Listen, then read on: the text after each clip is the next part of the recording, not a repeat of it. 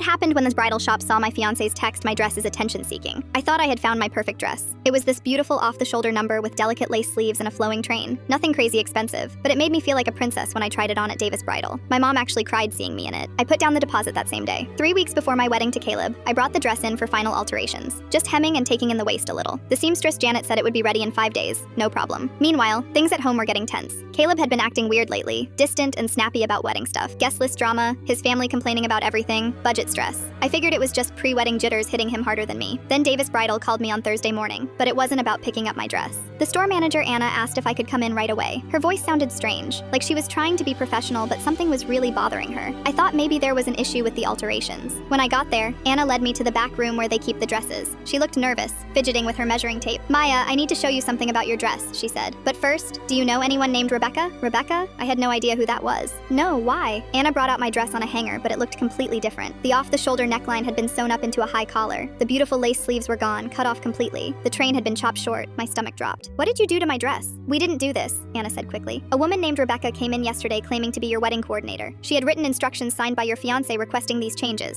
She handed me a piece of paper. Caleb's signature was right there at the bottom, requesting the dress be made more appropriate for a traditional family ceremony and less attention-seeking. I stared at the paper, my hands shaking. "I don't have a wedding coordinator named Rebecca. I don't know any Rebecca." Anna's face got really serious. "That's what I was afraid of." She also showed my assistant some text messages between her and your fiancé discussing the dress changes. "I brought you here because something felt off about the whole thing." She pulled out her phone and showed me screenshots. Messages between Caleb and this Rebecca person, talking about how my dress was too flashy and how I was trying to be the center of attention instead of focusing on the marriage. One message from Caleb said, "Her chest doesn't need to be the main event at our wedding." Another one said, "She thinks she's some kind of runway model, but she needs to look like a proper wife." I felt like I was going to throw up right there in the bridal shop. "Who is Rebecca?" I asked, my voice barely working. Anna looked uncomfortable. "I was hoping you could tell me. But Maya, I've been doing this for 15 years, and something about this whole situation seemed wrong. That's why I called you instead of just giving her the dress." I called Caleb immediately from the parking lot. When he answered, I didn't even say hello. "Who the hell is Rebecca, and why did she destroy my wedding dress?" Dead silence for about 10 seconds. "Maya, calm down. I can explain." "Explain what? That you sent some random woman to mutilate my dress behind my back? She's my cousin's wife, okay? She used to work in fashion and she knows about these things. Your dress was just, it wasn't appropriate for our families." "Our families? Caleb, your grandma is literally blind. She's not going to be offended by my shoulders." "It's not about grandma, it's about respect, about showing that you understand what marriage means." That's when it hit me. This wasn't about the dress. This was about him wanting to control me, wanting to turn me into some version of a wife that only existed in his head. "The wedding's off," I said. "Maya, you're being dramatic." I hung up and called Anna back, asked if there was any way to fix the dress. She said the fabric couldn't be restored, but offered to help me find something new at cost. 2 days later, I found out Rebecca was actually Caleb's ex-girlfriend from college. Turns out she'd been helping him plan our wedding for months, giving advice on everything from the venue to my dress to the guest list. I dodged the biggest bullet of my life.